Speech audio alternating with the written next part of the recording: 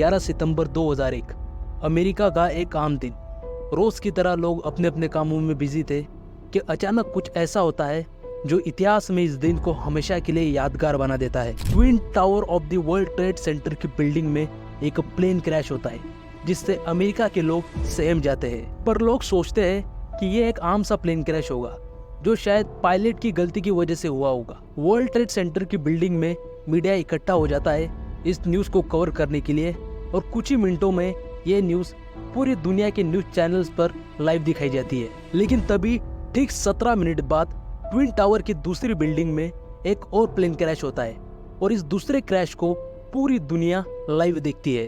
कोई कुछ समझ पाता उससे पहले ही यूएस प्रेसिडेंट को खबर मिलती है कि ये जो 2 प्लेन क्रैश हुए हैं वो पहले ही हाईजैक हो चुके थे और इन 2 प्लेन्स के अलावा और 2 प्लेन हैं जो हाईजैक हो चुके हैं। एक था अमेरिकन एयरलाइंस फ्लाइट 77 और दूसरा था United airlines flight 93। Hijackers flight 77 को भी वॉशिंगटन डीसी में पेंटागन बिल्डिंग में क्रैश करवा देते हैं। इस पॉइंट ऑफ टाइम तक US president George W Bush US के सारे एयरपोर्ट्स को बंद करवा देते हैं और फ्लाइट 93 की तलाश शुरू हो जाती है, क्योंकि प्रेसिडेंट बुश को समझ में आ चुका था कि फ्लाइट 93 या तो यूएस कैपिटल में क्रैश होगी या फिर सीधा व्हाइट हाउस में। और व्हाइट हाउस यूएस के लिए कितना ज्यादा जरूरी है ये तो हम सभी जानते हैं। पर प्रेसिडेंट बुश के अलावा फ्लाइट 93 में बैठे पैसेंजर्स को भी समझ में आ चुका था कि उनका प्लेन हाईजैक हो चुका है और उसे भी क्रैश करवा दिया जाएगा। इसलिए वो हाईजैकर से फाइट करते हैं और इसी वजह से ये प्लेन अपने टारगेट पर न पहुंचकर उससे पहले ही पेंसिल्वेनिया के जंगलों में क्रैश हो जाता है। इतिहास में पहली बार दुनिया के सबसे ताकतवर देश पर यह अब तक का सबसे बड़ा टेरर अटैक था और इस टेरर अटैक को नाम दिया गया 9/11 अटैक। यह अटैक इतना ज्यादा बड़ा था और इतना अच्छे से वेल प्लान था कि सिर्फ अमेरिका को ही नहीं बल्कि पूरी दुनिया को इस अटैक से एक बहुत ही बड़ा झटका लगता है। इस अटैक के 2 साल बाद 11 फरवरी 2003 को यूएस प्रेसिडेंशियल इलेक्शन से पहले एक टेप मिलती है जिसमें अलकायदा का लीडर ओसामा बिन लादेन ये एडमिट करता है कि 9/11 अटैक में अलकायदा डायरेक्टली लिंक था। लेकिन आखिर ओसामा बिन लादेन था कौन और क्यों उसने यूएस पर इतना बड़ा अटैक किया और फिर कैसे यूएस ने ओसामा बिन लादेन को हंट किया? आइए दोस्तों इस कहानी को समझने की कोशिश करते हैं आज के इस वीडियो में। Osama bin Laden had Osama bin Laden. Osama bin Laden को Osama bin Laden, and now that's just amazing. Osama bin Laden.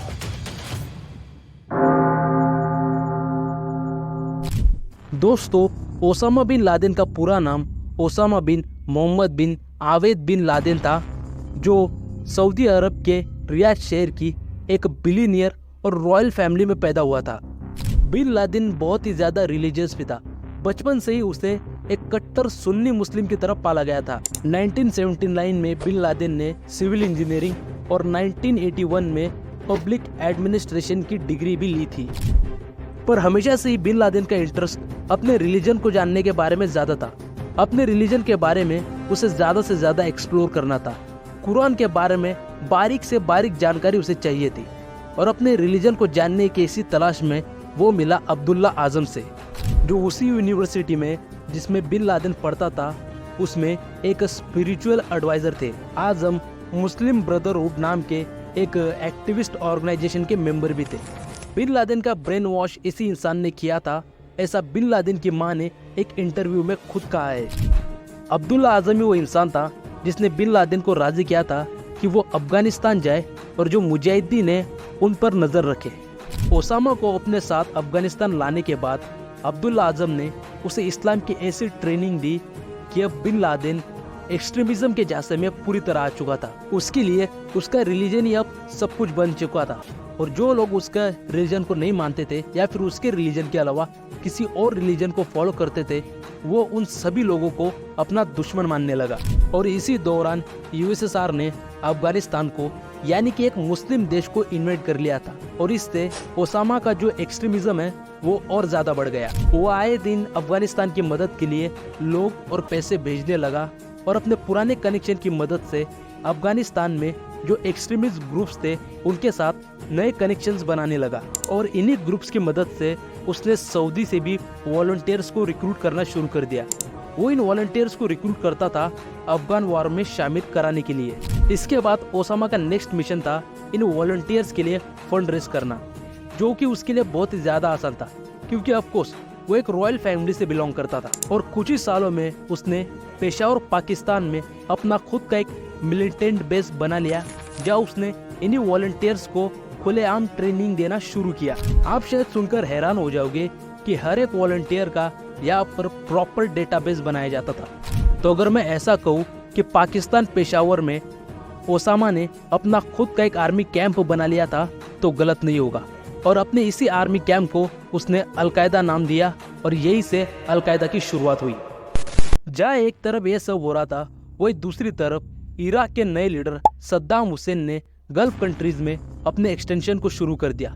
सबसे पहले सद्दाम हुसैन के निशाने पर आया कुवैत और उसके बाद सद्दाम हुसैन का अगला टारगेट था सऊदी अरब। पर जैसा मैंने आपको बताया, सऊदी अरब तो ओसामा का घर था, तो अपने घर और स्पेशली मक्का मदीना को बचाने के लिए ओसामा ने सऊदी प्रिंस को एक लेटर लिखा।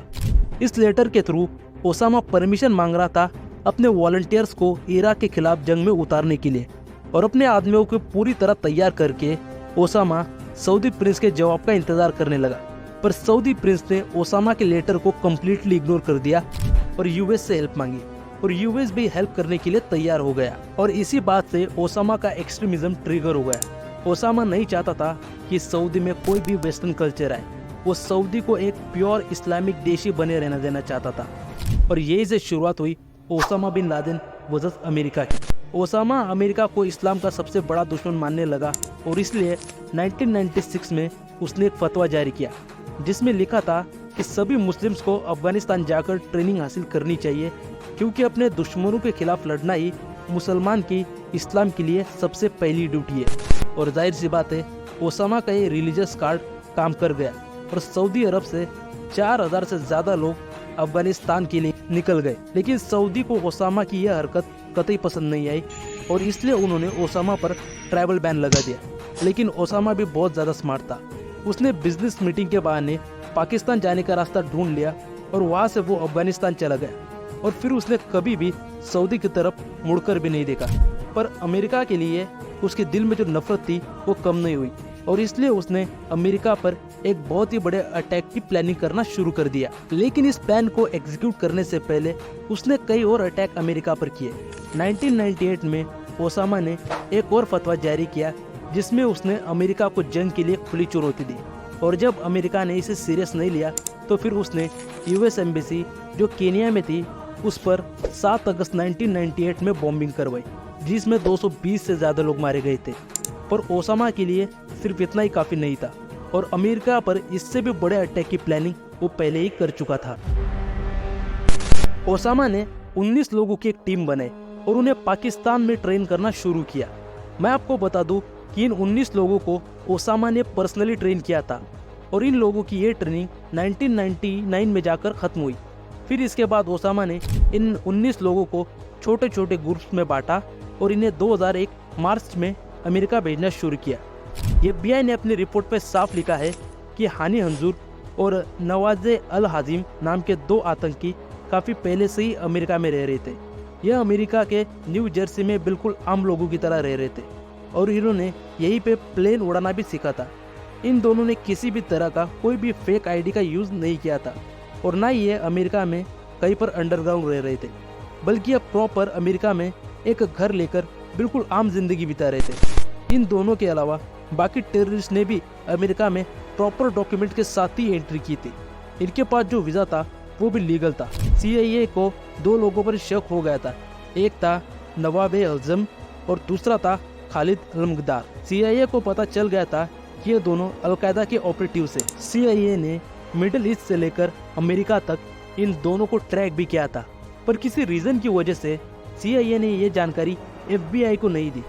CIA ये भी जानता था कि 5 जनवरी 2001 को मलेशिया में जो मीटिंग हुई थी उसमें किसी बड़े अटैक की प्लानिंग की गई थी, पर यह जानकारी भी CIA ने FBI को नहीं दी, जबकि इस टाइम तक ओसामा कई बार अमेरिका को धमका चुका था। उसके बावजूद भी CIA ने इतनी बड़ी बात को FBI से छुपाया और CIA की इसी बेवकूफ़ी के लिए उसे आज भी क्रिटिसिज्म झेलना पड़ता है। और अमेरिका की इसी बेवकूफ़ की वजह से टेररिस्ट ने दुनिया के सबसे बड़े टेरर अटैक को अंजाम दिया। लेकिन इसके बाद क्या हुआ, अमेरिका ने कैसे ओसामा से अपना बदला लिया, आइए बढ़ते इस कहानी के लास्ट चैप्टर की तरफ। 9/11 के इस अटैक ने पूरी दुनिया को सदमे में डाल दिया था। पूरी दुनिया की जियोपॉलिटिक्स बदल चुकी थी। पूरी दुनिया को समझ आ चुका था कि टेररिस्ट कितने ज़्यादा खतरनाक हो सकते हैं। इस मूवमेंट पर पूरी दुनिया अमेरिका के साथ खड़ी थी और यही से एक नए युग की शुरुआत हुई। पर 9/11 का जो अटैक था, इसका जो इम्पैक्ट था वो अमेरिका और पूरी दुनिया पर तो हुआ, पर इसका सबसे ज़्यादा नेगेटिव इम्पैक्ट वो अगर किसी पर हुआ तो वो था इस्लाम। अमेरिका में इस्लामोफोबिया फैल गया। इस अटैक के बाद हर एक मुसलमान को शक की निगाहों से देखा जाने लगा। लोग इस्लाम से डरने लगे। कुछ लोगों का तो ऐसा भी कहना था कि जो टेररिस्ट उन प्लेन्स में थे, उन्होंने उन प्लेन्स को क्रैश करने से पहले उन प्लेन्स में ही नमाज तक पढ़ी थी। और इस अटैक के 9 दिन बाद जॉर्ज बुश ने आतंकवाद के खिलाफ जंग का ऐलान कर दिया। सेकेंड वर्ल्ड वॉर के बाद वेस्टर्न कंट्रीज ने अपने आर्मी में सबसे बड़ा मोबिलाइजेशन इसी टाइम पर किया और यही से शुरुआत हुई वॉर ऑन टेरर की। यूएस ने यह भी कहा था कि टेरर के खिलाफ उनकी ये जंग अलकायदा से शुरू होगी और ये तब तक नहीं रुकेगी जब तक वो हर एक टेररिस्ट ऑर्गेनाइजेशन और हर एक टेररिस्ट को टेक डाउन नहीं कर देते। Our war on terror begins with Al Qaeda, but it does not end there. It will not end until every terrorist group of global reach has been found, stopped, and defeated. आतंकवाद के खिलाफ America की ये जंग पहले अफगानिस्तान और उसके बाद इराक से शुरू हुई और अमेरिका की फोर्सेज ने अलकायदा के नेटवर्क्स को बर्बाद करना शुरू कर दी और इसमें पूरी दुनिया ने अमेरिका की मदद की। एक रिपोर्ट के मुताबिक दुनिया की 136 कंट्रीज में अमेरिका को मिलिट्री सपोर्ट ऑफर किया था और 142 कंट्रीज ने टेररिस्ट की प्रॉपर्टीज को सीज कर दिया था। अकेले अमेरिका ने ही 152 टेररिस्ट ऑर्गेनाइजेशन को मिलने वाला फंड रुकवा दिया था, पर किसी तरह ओसामा बार बार अमेरिकन फोर्सेस से बचता रहा। अफगानिस्तान अटैक के 1 साल बाद CIA को खबर मिलती है कि ओसामा अफगानिस्तान और पाकिस्तान के बीच तोरा बोरा की पहाड़ियों में छुपा हुआ है। बस फिर क्या था, अमेरिका अपनी मिलिट्री के साथ तोरा बोरा की पहाड़ियों में इतनी बमबारी करती है कि यह पहाड़ियाँ पूरी तरीके से तहस नहस हो जाती है। इन पहाड़ियों का नामो निशान ही मिट जाता है।